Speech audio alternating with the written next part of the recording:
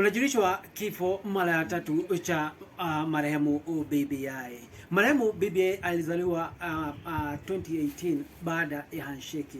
Marehemu BBI walizaliwa pamoja na reggae. Nobody can stop reggae. Mnamo mwaka wa 2021 Mei 13 BBI aliuawa na High Court. Baada ya hapo alienda akafufuka kule Court of Appeal. Baadaye Court of Appeal wakaiua mara ya pili. 2021 alienda akafufuliwa tena Supreme Court.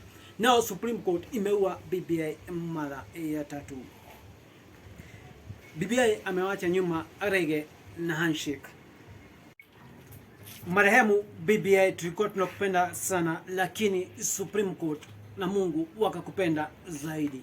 1 minute of silence as we send off BBI.